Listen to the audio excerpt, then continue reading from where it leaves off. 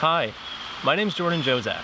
You may know me from the recent Skywatcher series, where myself, among other folks like Jacob Barber, gave testimony about our experiences in covert and compartmented programs.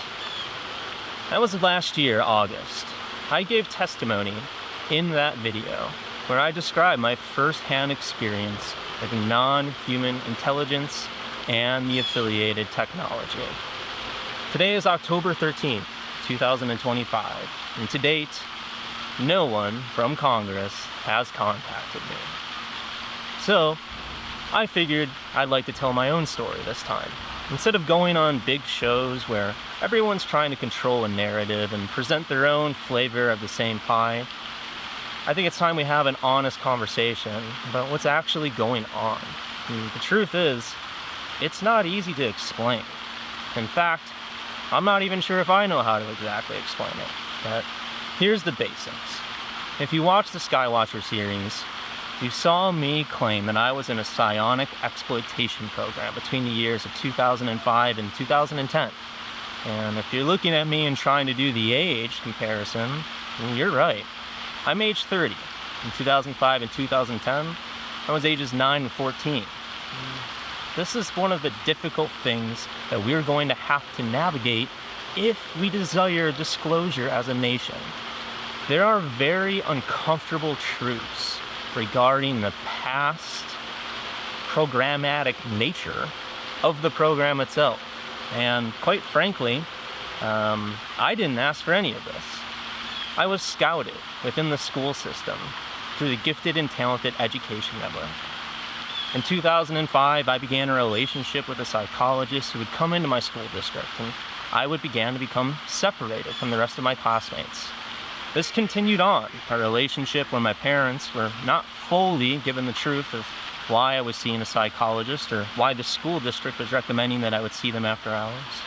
But this relationship progressed for a few years.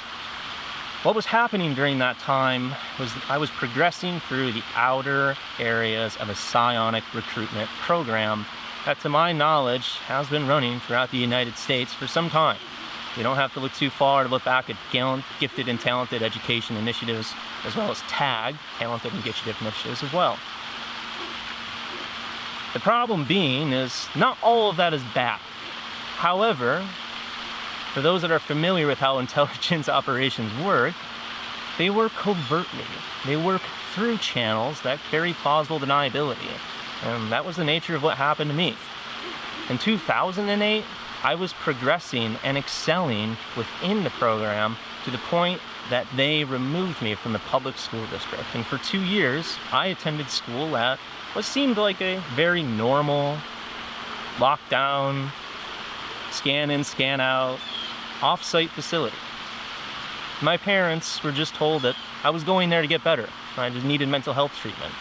But what they didn't know is that facility was a cover for a much larger program where I interacted with non-human intelligence and its associated technology. I interacted with a piece of technology known as Sylvia within the program. And that's where things get very difficult. Up to this point, the conversation within the Disclosure Network has been solely focused on the nuts and bolts characteristics, the UAP, the tech, the flying saucers, and everything else imaginable in the materialistic sense. But there's a big missing link in how we navigate this, and that missing link is consciousness. We need to have an honest conversation about ourselves. Psi has been a missing link not only within science, physics, but just our overall advancement and evolution as a human species. Components of the program are well familiar that consciousness is non-local. And what does that mean? Well, it means that our essence is more than our body. We can have out-of-body experiences, and we can perhaps imprint or even affect the reality around us. So what does that mean? Well, that means that you are very much in control of your own reality. Your thoughts do become things, and the whole age-old addict of The Secret or manifestation is, in my mind, things that are very true and things that I was trained on to exploit within the program.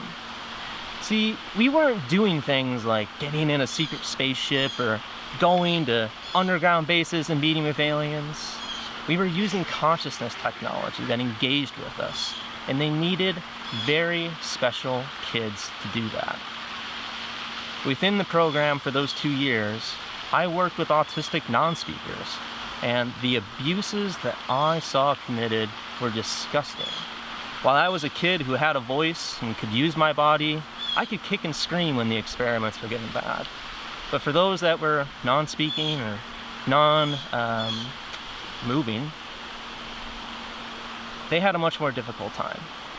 And there needs to be a serious investigation into this programmatic nature.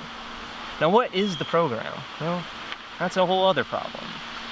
Most people understand this component of a legacy program, which in my mind is exactly how the beginning started.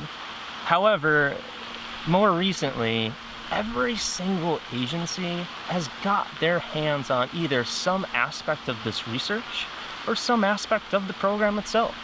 While everyone would love to think that there's a centralized, beautiful little board that has all this compartmented and they're just not releasing it, the real truth is shit is so much more messy than that, let me tell you.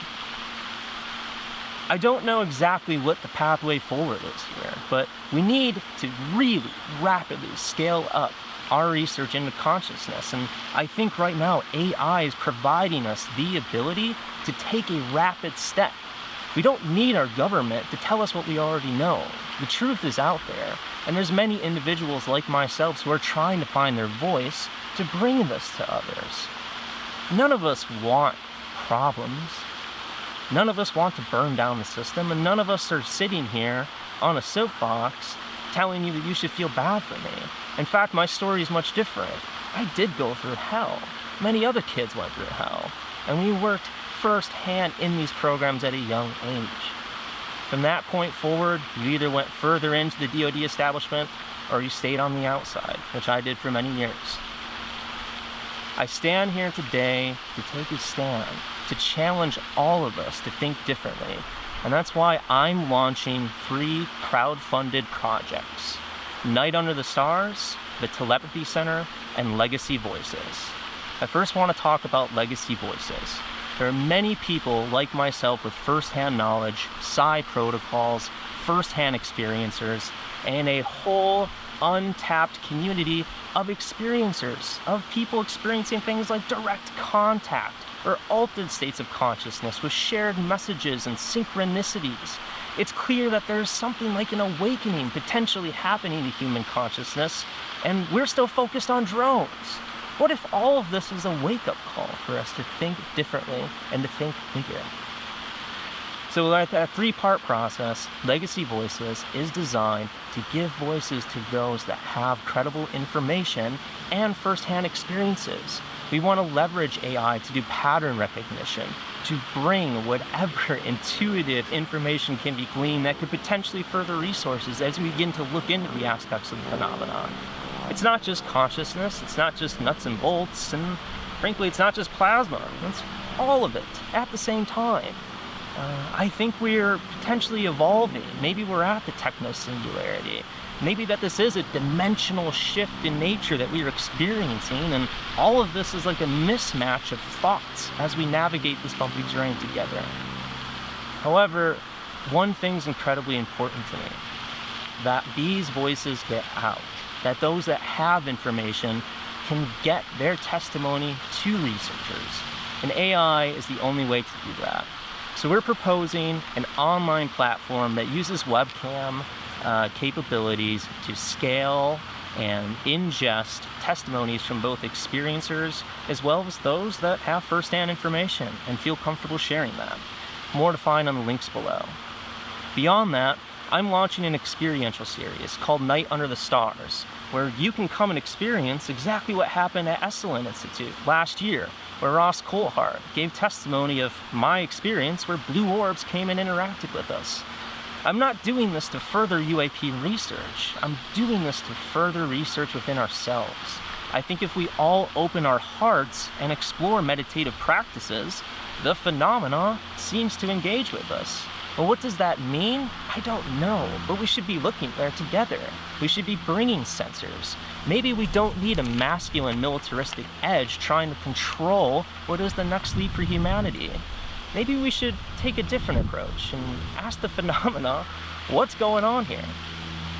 And lastly, I'm launching the Telepathy Center, where I hope to bring together those on the concepts of spirituality, consciousness, as well as research, and put all of these different ingredients into the same chamber and see if we can rapidly scale together our understanding as well.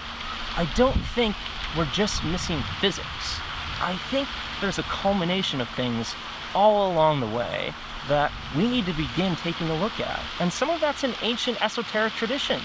Some of that's in our religious frameworks. Some of that's in spirituality, and some of that's right here. We in the Western world need to take a different approach to how we look at this. And I challenge everyone, whether you're a legacy program member or not, to use your voice. Don't fall for the falling system, and get out there and make a difference. For those that have been looking at my history and asking some questions, I wanted to share a story.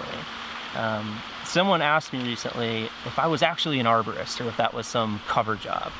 The truth is, I love trees, and I really was an arborist, a certified one, for many years.